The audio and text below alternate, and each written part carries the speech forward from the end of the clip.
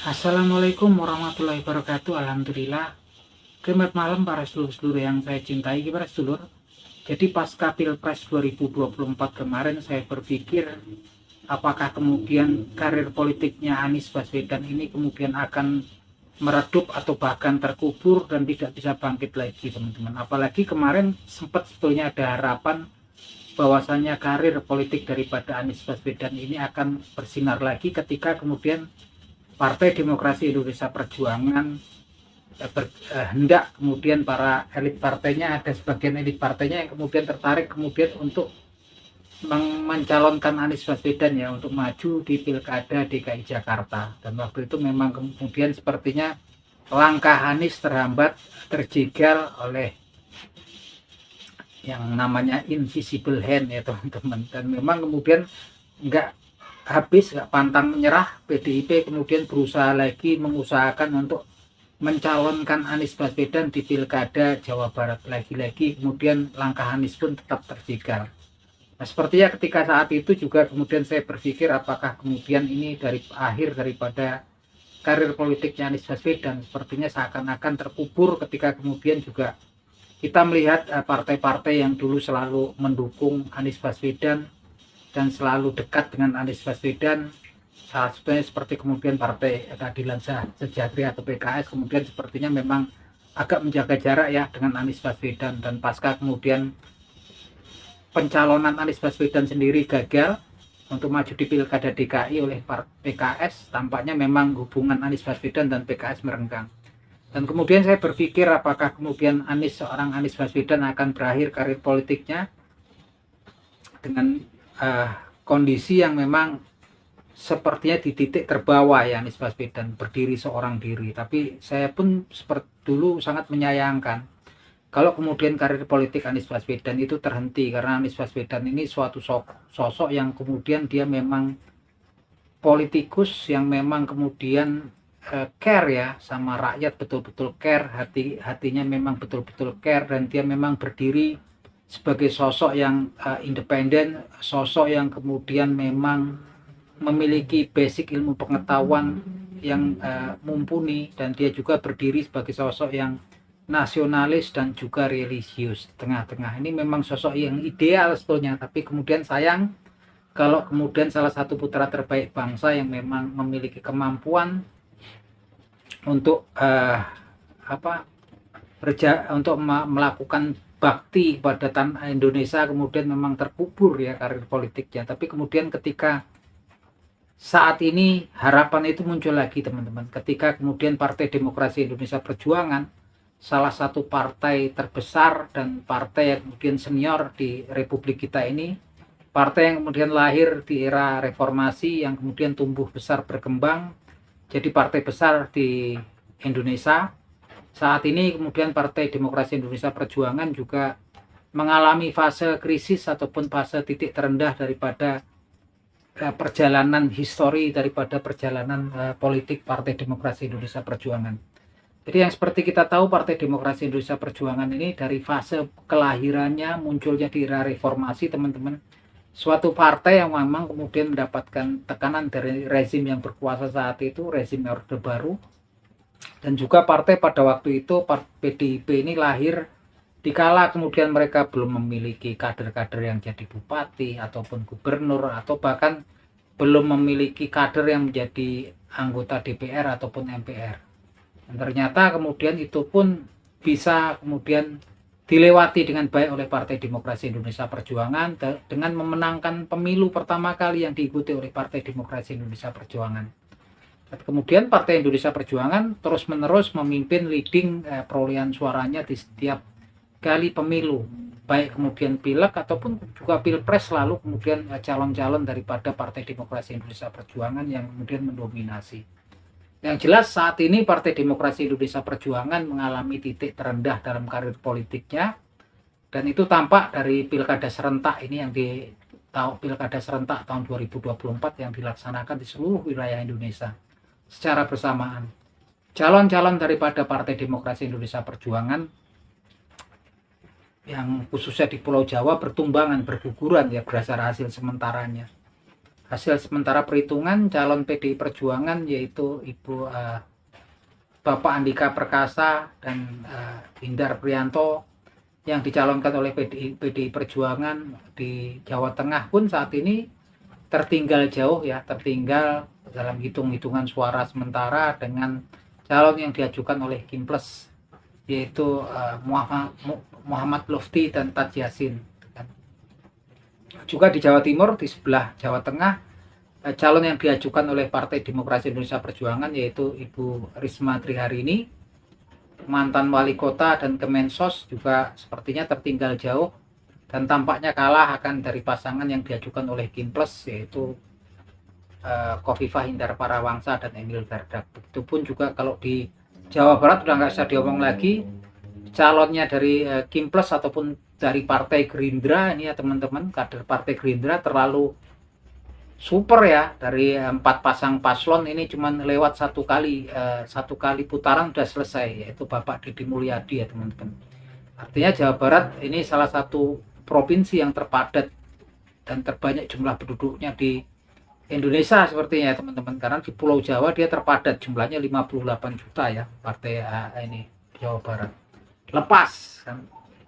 Dan kemudian di samping Jawa Barat ada DKI Jakarta. Nah, DKI Jakarta ini sebelum DKI mungkin kita akan bahas yang lain yaitu di Banten teman-teman. Jadi di Banten ini lagi-lagi juga sama, calon PDIP yaitu Ibu Airin Rahmidiani juga tertinggal jauh ya.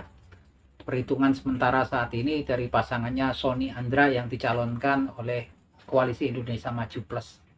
Nah, sekarang sebelahnya Banten dan sebelahnya Jawa Barat adalah DKI Jakarta. Nah, di DKI Jakarta ini memang kemudian fasenya juga kritis karena sekarang calon yang diajukan oleh Partai Demokrasi Indonesia Perjuangan yaitu Pramono Anung dan Rano Karno untuk hitung-hitungan sementara ini leading memimpin ya, tapi di bawah kemudian sepertinya juga memepet ini pasangan yang diajukan oleh Koalisi Indonesia Maju yaitu Ridwan Kamil dan Suswono teman-teman.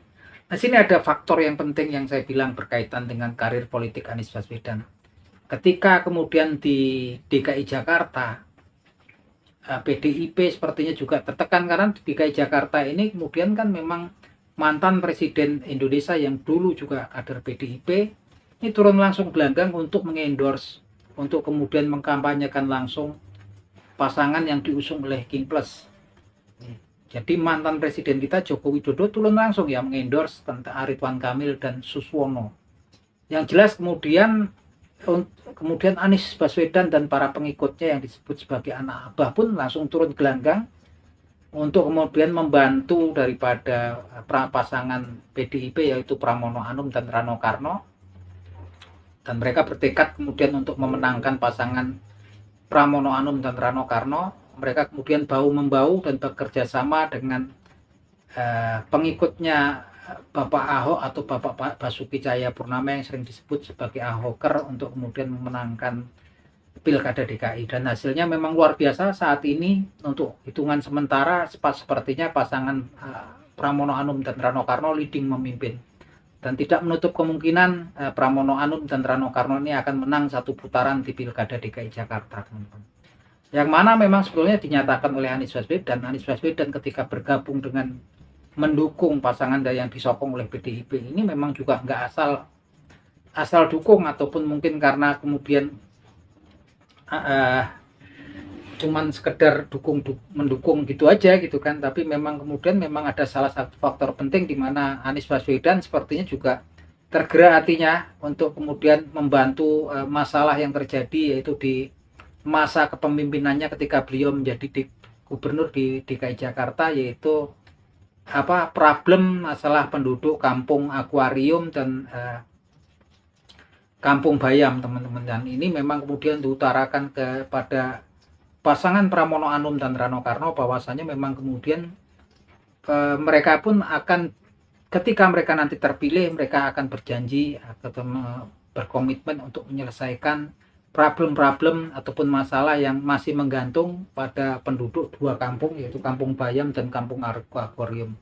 Ini menunjukkan bahwasanya komitmen Anies Baswedan itu bukan sekedar untuk kepentingan pribadi politiknya, tapi juga kepentingan masyarakat ya. kepentingan warga negara, menunjukkan bahwasanya Anies Baswedan ini tokoh yang betul-betul memang sebetulnya ideal ya sebetulnya kalau kemudian untuk berbakti untuk negeri ini ya teman-teman. Cuman memang kemudian karir politiknya sepertinya kemarin-kemarin banyak terjegal karena memang sepertinya banyak juga yang tidak menginginkan karir Anies Baswedan itu untuk muncul dan bersinar ya teman-teman. Tapi kalau kita lihat kasus ini, saat ini memang Anies Baswedan terbuka lagi karir politiknya, peluang karir politiknya terbuka lagi.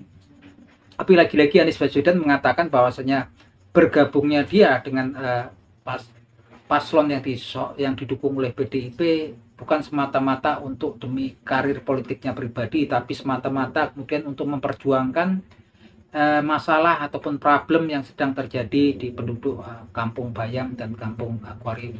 Ini sungguh mulia sekali ya niat daripada Anies Baswedan, dan kemudian memang gayung bersambut para pengikut Anies Baswedan yang disebut sebagai anak abah juga kemudian masih loyal, dan mereka bersedia akan memilih dan bertekad memenangkan pasangan paslon yang kemudian didukung, yang dicalonkan oleh Partai Demokrasi Indonesia Perjuangan. Alhasil dua kubu yang sebetulnya dulu secara ideologi sangat berbeda dan dulu sempat bergesekan, saat ini bekerja sama.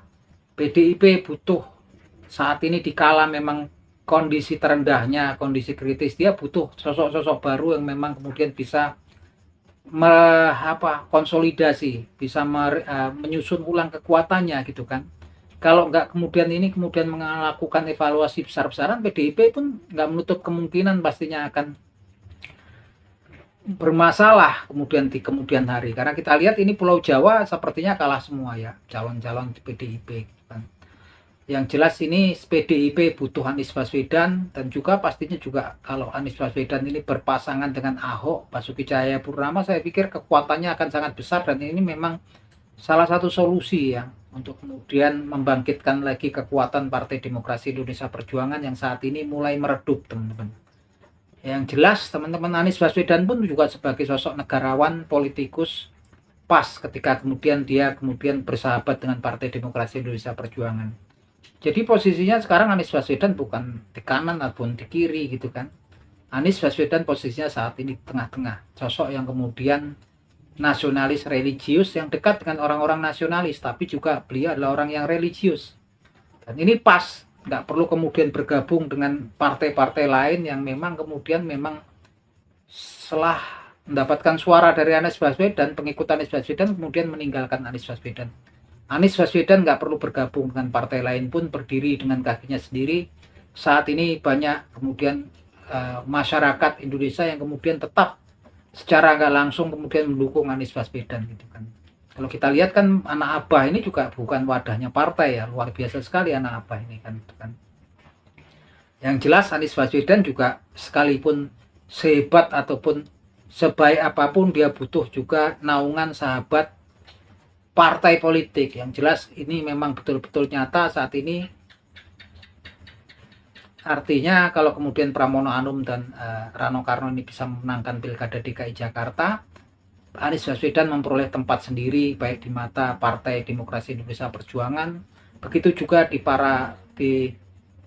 pengikut simpatisan Partai Demokrasi Indonesia Perjuangan. Karena ini memang benteng terakhir Partai Demokrasi Indonesia Perjuangan di Pulau Jawa lah di DKI Jakarta.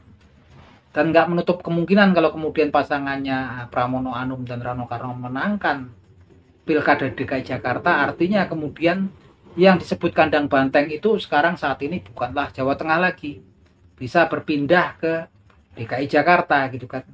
Atau mungkin kalau di luar Pulau Jawa adalah kandang bantengnya adalah di Pulau Bali, karena di tempat-tempat tersebut terbukti masih banyak orang yang kemudian bersimpati untuk memilih calon yang diajukan oleh Partai Demokrasi Indonesia Perjuangan. Nah, itulah gambarannya teman-teman. Yang jelas saat ini harapan kita karir Anies Baswedan, karir politik Anies Baswedan mulai tampak secercah cahaya untuk kemudian bangkit lagi. Oke, itu teman-teman obrolan kita malam hari ini. Salam seduluran. Yuk.